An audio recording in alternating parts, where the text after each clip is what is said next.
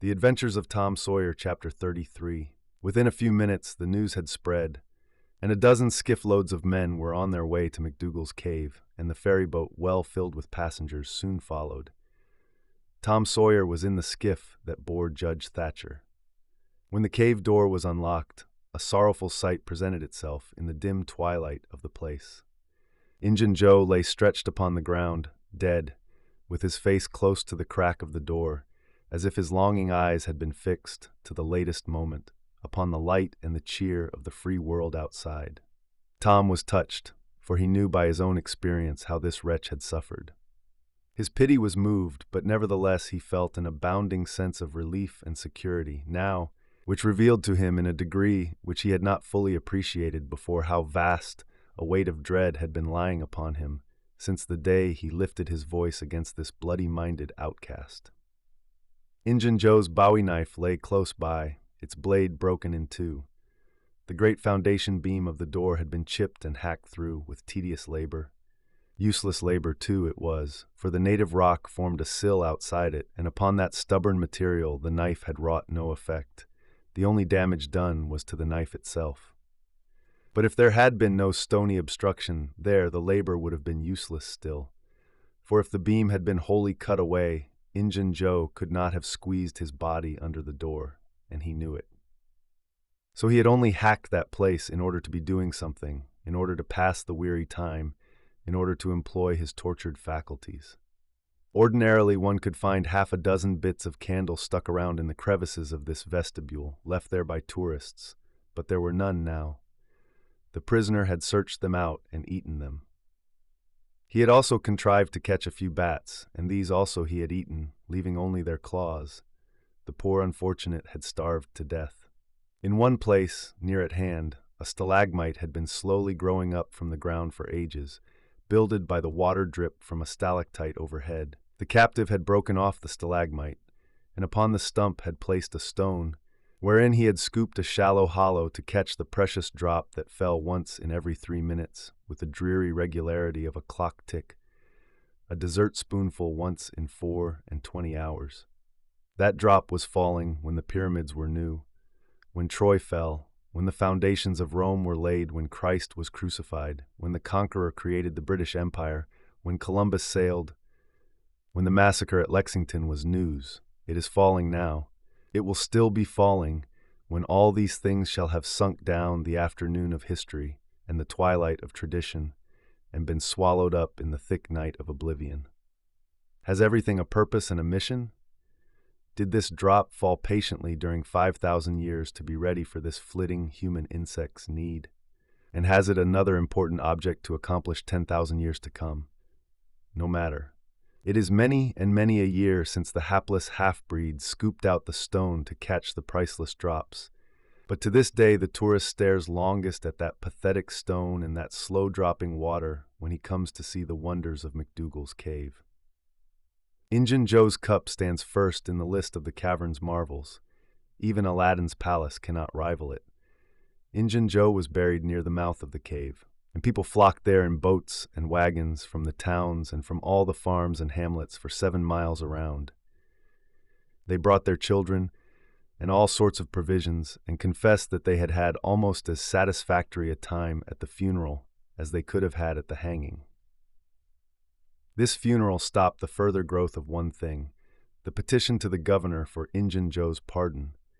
The petition had been largely signed, many tearful and eloquent meetings had been held, and a committee of sappy women been appointed to go in deep mourning and wail around the governor, and implore him to be a merciful ass and trample his duty underfoot. Injun Joe was believed to have killed 5 citizens of the village, but what of that? If he had been Satan himself, there would have been plenty of weaklings ready to scribble their names to a pardon petition and drip a tear on it from their permanently impaired and leaky waterworks. The morning after the funeral, Tom took Huck to a private place to have an important talk. Huck had learned all about Tom's adventure from the Welshman and the widow Douglas by this time, but Tom said he reckoned there was one thing they had not told him. That thing was what he wanted to talk about now. Huck's face saddened. He said, "I know what it is. You got into number 2 and never found anything but whiskey. Nobody told me it was you, but I just knowed it must been you. Soon as I heard 'bout that whiskey business. And I knowed you hadn't got the money because you'd got at me some way or other and told me even if you was mum to everybody else. Tom, something's always told me we'd never get hold of that swag. Why, Huck, I never told on that tavern keeper. You know his tavern was all right the Saturday I went to the picnic. Don't you remember you was to watch there that night? Oh, yes. Why, it seems 'bout a year ago. It was that very night that I follered Injun Joe to the Widders. You followed him? Yes, but you keep mum. I reckon Injun Joe's left friends behind him, and I don't want 'em souring on me and doing me mean tricks. If it hadn't been for me, he'd be down in Texas now. All right. Then Huck told his entire adventure in confidence to Tom, who had only heard of the Welshman's part of it before. Well, said Huck, presently coming back to the main question, whoever nipped the whiskey in number 2 nipped the money too, I reckon. Anyways, it's a goner for us, Tom.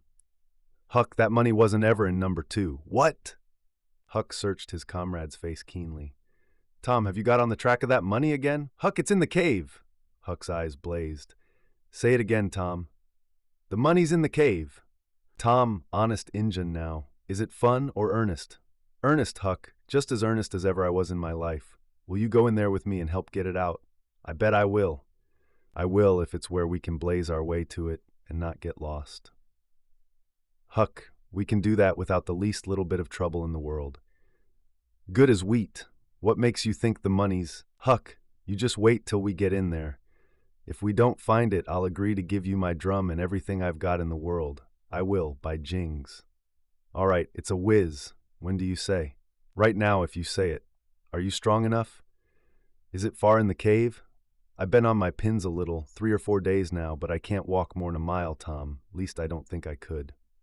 It's about 5 mile into there the way anybody but me would go, Huck, but there's a mighty shortcut that they don't anybody but me know about. Huck, I'll take you right to it in a skiff. I'll float the skiff down there, and I'll pull it back again all by myself. You need never turn your hand over. Let's start right off, Tom. All right, we want some bread and meat, and our pipes, and a little bag or two, and 2 or 3 kite strings, and some of these newfangled things they call lucifer matches. I tell you, many's the time I wished I had some when I was in there before. A trifle after noon, the boys borrowed a small skiff from a citizen who was absent and got under way at once.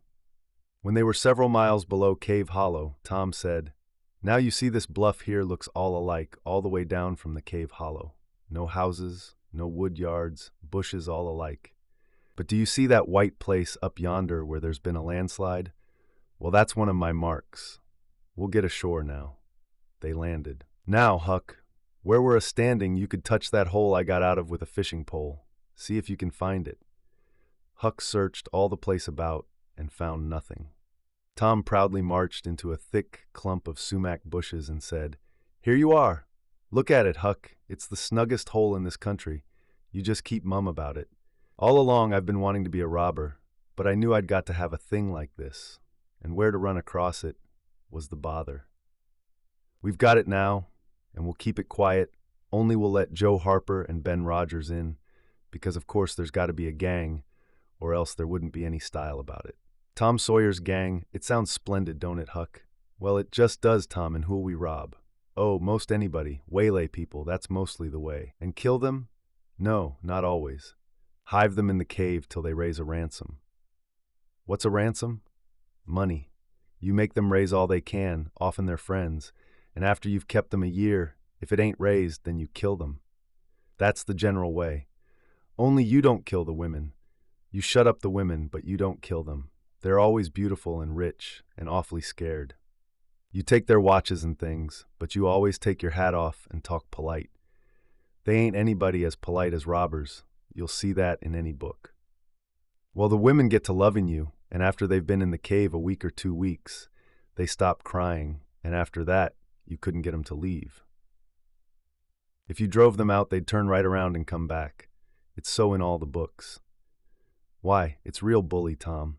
I believe it's better'n to be a pirate. Yes, it's better in some ways, because it's close to home and circuses and all that.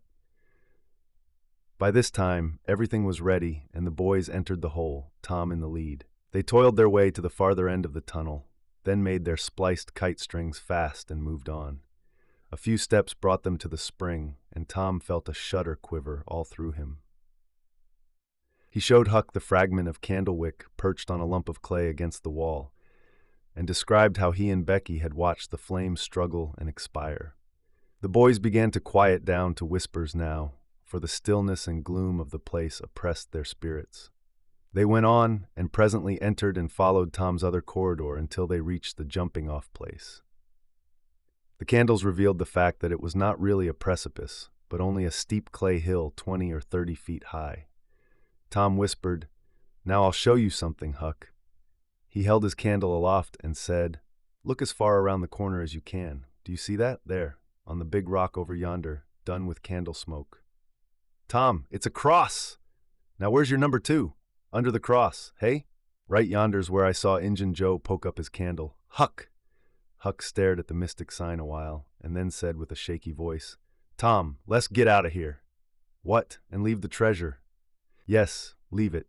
Injun Joe's ghost is round about there, certain." "No, it ain't, Huck. No, it ain't. It would haunt the place where he died, away out at the mouth of the cave, 5 mile from here." "No, Tom, it wouldn't. It would hang round the money. I know the ways of ghosts, and so do you." Tom began to fear that Huck was right. Misgivings gathered in his mind, but presently an idea occurred to him. "Ooky here, Huck, what fools we're making of ourselves.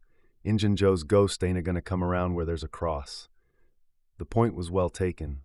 It had its effect. "Tom, I didn't think of that. But that's so. It's luck for us, that cross is. I reckon we'll climb down there and have a hunt for that box." Tom went first, cutting rude steps in the clay hill as he descended. Huck followed. 4 avenues opened out of the small cavern which the great rock stood in. The boys examined 3 of them with no result. They found a small recess in the one nearest the base of the rock, with a pallet of blankets spread down in it, also an old suspender, some bacon rind, and the well-gnawed bones of 2 or 3 fowls. But there was no money box. The lads searched and researched this place, but in vain. Tom said, "Under the cross." Well, this comes nearest to being under the cross. It can't be under the rock itself, because that sets solid on the ground. They searched everywhere once more, and then sat down discouraged. Huck could suggest nothing. By and by Tom said, "Looky here, Huck, there's footprints and some candle grease on the clay about one side of this rock, but not on the other sides.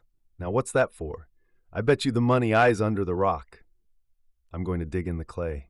"That ain't no bad notion, Tom," said Huck with animation.